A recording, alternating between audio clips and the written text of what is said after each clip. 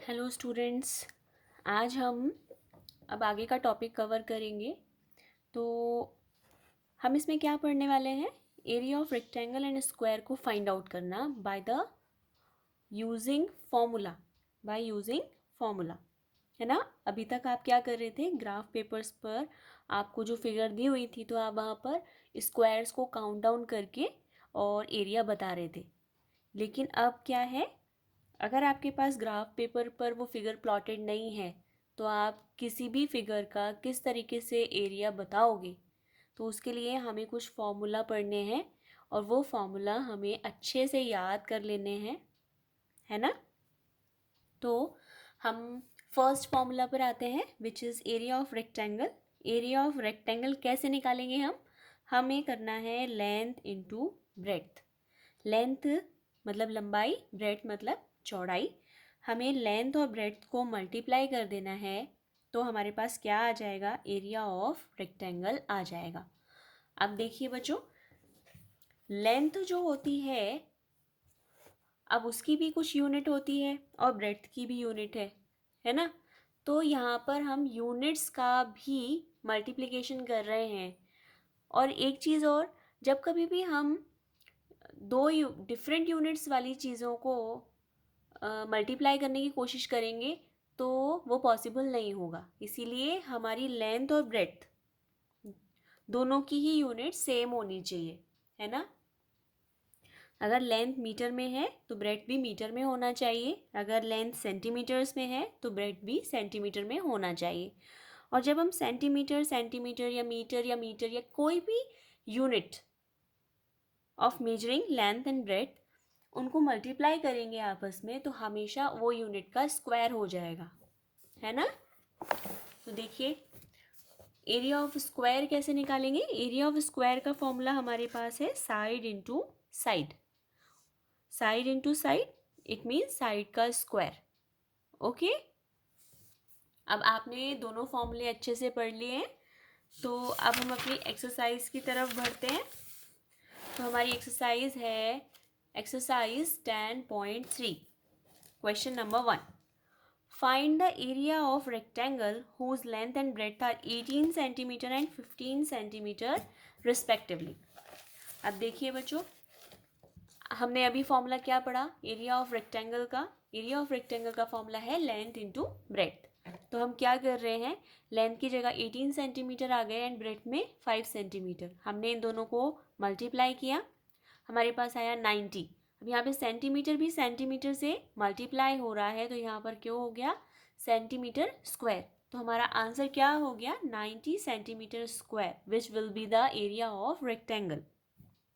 Next question, question number 2, find the area of square park whose one side is 60 metre. अभी हमने square का area भी पढ़ा था, उसमें हमने क्या किया? साइड इंटू साइड या फिर साइड का स्क्वायर। तो हम कैसे निकालेंगे? 60 मीटर का होल स्क्वायर कर देंगे तो हमारे पास आ जाएगा 3600 metre square. Now third question, how many carpets 3 metre by 20 metre are required to cover a hall of 30 metre by 12 metre. ये क्वेश्चन क्या है कि हमारे पास कारपेट है, एक कारपेट का जो मेजरमेंट इन्होंने दिया है वो है 3 मीटर उसकी लेंथ है और 2 मीटर उसकी चौड़ाई है ना।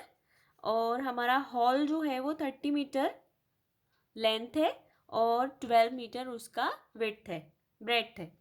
तो अब इसमें क्या करना है, हमें निकालना है कि हमें ऐसे कितने कारपेट्स चाहिएगा पूरा हॉल को कवर अप करने के लिए, है ना। तो कैसे निकालेंगे हम? एरिया ऑफ हॉल निकालेंगे 30 मीटर इंटू 12 मीटर, तो हमारे पास 360 मीटर आ जाएगा, 360 metre square. Then area covered by carpet. अब वो एक कारपेट कितना एरिया कवर करेगा? तो वो हो गया हमारा 3 metre into 2 metre.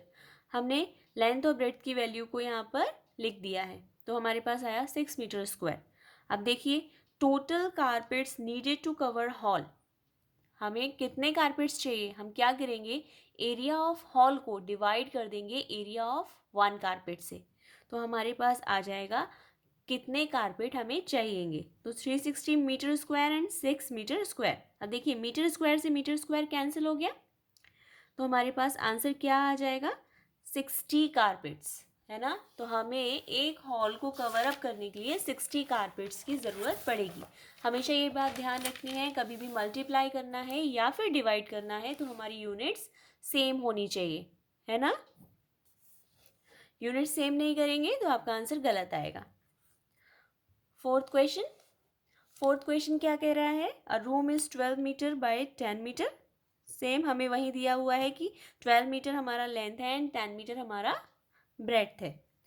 Find the cost of covering its floor with bricks 20 centimetre by 6 centimetre. पिछले क्वेश्चन में वो कारपेट था और अभी इस क्वेश्चन में हमें ब्रिक्स दिए हैं, ब्रिक्स। लेकिन आपको ये बात ध्यान रखनी है कि यहाँ पर मीटर्स दिया है और यहाँ पर क्या दिया है आपको, सेंटीमीटर्स।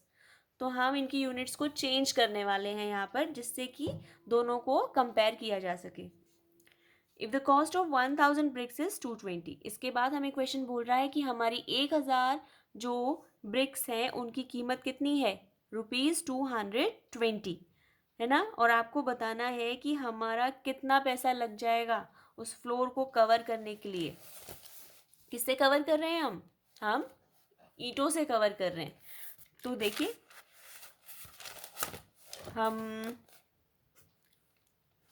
देखिए area of room equals to length into breadth.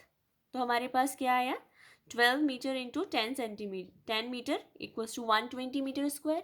ऐसे ही हमने एरिया ऑफ 1 ब्रिक निकाला तो वो आया हमारे पास 120 सेंटीमीटर स्क्वायर। लेकिन अब देखिए यहाँ मीटर है और यहाँ पर सेंटीमीटर है, तो हमने क्या किया, हम जानते हैं 1 मीटर इक्वल्स टू 100 सेंटीमीटर होता है। तो हमने एरिया ऑफ रूम को चेंज कर लिया इन सेंटीमीटर्स की फॉर्म में। कैसे किया, 120 मल्टीप्लाई बाय 100 मल्टीप्लाई बाय 100, क्योंकि मीटर का स्क्वायर है तो मीटर्स 2 बार है इसका मतलब, तो 2 बार चेंज करना है तो 100 इंटू 100 करना पड़ेगा, है ना। देन अब देखिए ब्रिक्स हमें कितना चाहिए ये निकालने के लिए हमने क्या किया, एरिया ऑफ रूम को डिवाइड कर दिया एरिया ऑफ 1 ब्रिक से।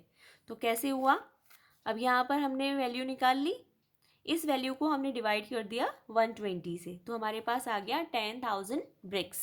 अब हमें पता है कि 1000 ब्रिक्स की कीमत जो है वो 220 है ना, 220 है। तो हमने क्या किया,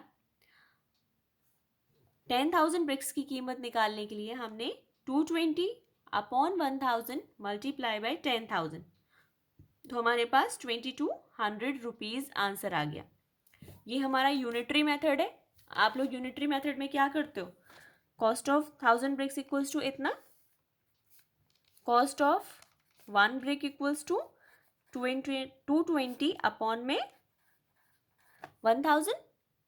देन तो कॉस्ट ऑफ 10,000 ब्रिक्स में क्या हो गया, 220 upon 1000 multiply by 10,000 equals to ₹2200। ये हमने पहले पढ़ा हुआ है यूनिटरी मेथड, है ना। आप देखिए 5th क्वेश्चन पर आते हैं। A plot is 110 metre long and 60 metre broad is to be covered with grass leaving 5 meters all round. Find the area to be laid with grass. देखिए हमारा एक प्लॉट है, ये हमारा मान लीजिए एक प्लॉट है, इसकी लेंथ जो है वो 110 मीटर्स है और इसकी जो विड्थ है वो 60 मीटर है। अब हमको बोल रहे हैं कि आप 5-5 मीटर का गैप चारों तरफ छोड़ दीजिए और बीच में घास लगा दीजिए, और आपको बताना है कि ये जो घास है वो कितना एरिया कवर करने वाली है। समझे बच्चों, बीच का एरिया आपको बताना है। अब देखिए अगर हम सीधे सीधे देखें तो 110 टोटल लेंथ है। अब देखिए इधर भी 5 मीटर छोड़ दिया, इधर भी 5 मीटर छोड़ दिया, इसका मतलब टोटल 10 मीटर छोड़ दें तो हमारे पास घास लगाने वाले एरिया की लेंथ पता लग जाएगी हमें, है ना, इसकी लेंथ पता लग जाएगी। 5 मीटर ये घटाया, 5 मीटर इसको हटा दिया, ठीक है। तो अब देखिए लेंथ ऑफ रिमेनिंग पोर्शन कितना आ गया हमारे पास, 110 metre minus 10 equals to 100 metre. अब ऐसे ही हमें ब्रेड्थ निकाल लेते हैं। 5 मीटर हमने छोड़ा हुआ है दोनों साइड्स, यहाँ भी 5 मीटर छोड़ा और यहाँ भी 5 मीटर छोड़ा, तो हम क्या कर रहे हैं 60 में से 10 माइनस कर देंगे। 60 में से 10 माइनस किया, 50 मीटर आ गया हमारा, क्या आ गया, ब्रेड्थ आ गया। हमने क्या किया,